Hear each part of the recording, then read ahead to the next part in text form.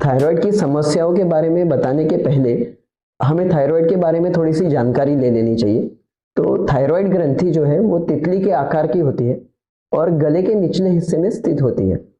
Thyroid ग्रंथि शरीर में हार्मोन्स बनाती है और ये हार्मोन्स हमारे शरीर के सारे मेटाबॉलिक प्रक्रियाओं पे प्रभाव करते हैं।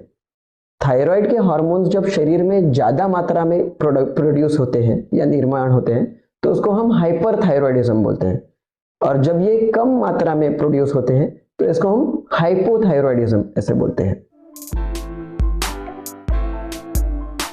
हाइपोथायरॉयडिज्म के लक्षण बहुत साफ नहीं होते और ये अन्य बीमारी से मैच कर सकते हैं। इसमें पेशेंट को थकान, सुस्ती, कमजोरी महसूस हो सकती है, तेजी से वजन बढ़ना या वजन कम करने में दिक्कत जाना, लेडीज में मेंस्ट्रुअल साइकिल में बदलाव हो सकता है, मूड चेंजेस या डिप्रेसिव सिम्टम्स हो सकते हैं, कोल्ड यानी ठंड के प्रति सेंसिटिविटी ज्यादा बढ़ सकती है, रूखी त्वचा, बालों का झड़ना ये भी हो सकता है, और थायराइड ग्रंथि पे सूजन आ सकती है। तो जैसे कि मैंने बताया कि हाइपोथायरॉयडिज्म के सिम्टम्स बहुत साफ नहीं होते, इसके लक्षण बहुत क्लियर नहीं होते।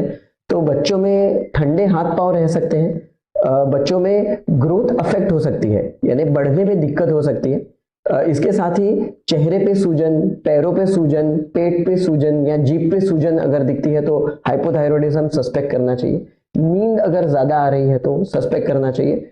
और अगर बहुत ही छोटे बच्चों में अगर लगातार पीलिया हो रहा है या ज्यादा समय तक पीलिया रह रहा है या बच्चा कर्कश रो रहा है तो इसका सस्पेक्ट करना चाहिए, हमने हाइपोथायरॉयडिज्म के बारे में सोचना चाहिए।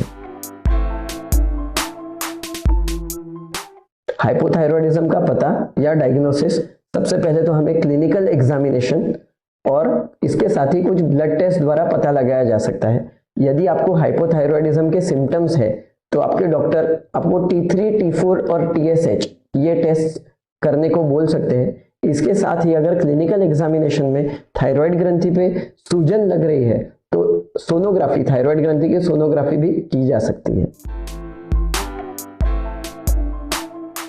हाइपोथायरॉयडिज्म का ट्रीटमेंट थायरोक्सिन या लीवोथायरोक्सिन इस हार्मोन से किया जाता है। यह हार्मोन गोली के रूप में अवेलेबल होता है, इसे खाली पेट लिया जाता है।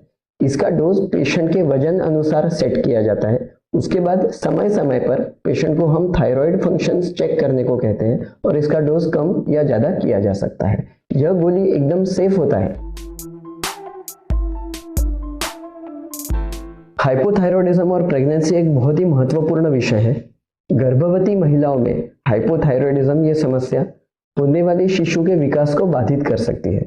प्रेगनेंसी के शुरुआत के महीनों में बेबी को अपने मां से ही थायराइड हार्मोन प्राप्त होता है, और यदि मां को यह समस्या है और मां का ट्रीटमेंट सही नहीं हुआ तो बेबी के मेंटल डेवलपमेंट में दिक्कत आ सकती है।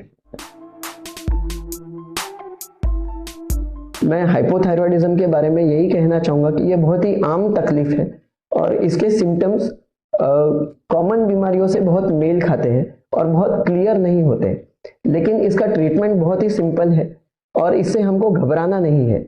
अगर किसी को प्रेगनेंसी और हाइपोथायरॉयडिज्म की तकलीफ है तो उन्होंने खास ख्याल रखना है, एंडोक्रिनोलॉजिस्ट से ट्रीटमेंट लेना है, और अगर आपको हाइपोथायरॉयडिज्म है तो रेगुलर इंटरवल्स पे आपके थायराइड लेवल्स चेक करते जाइए, डोज एडजस्ट करते जाइए। आप एक नॉर्मल लाइफ लीड कर सकते हैं, इसमें कोई भी प्रॉब्लम नहीं हो सकता है। हाइपोथायरॉयडिज्म का ट्रीटमेंट एकदम सेफ होता है।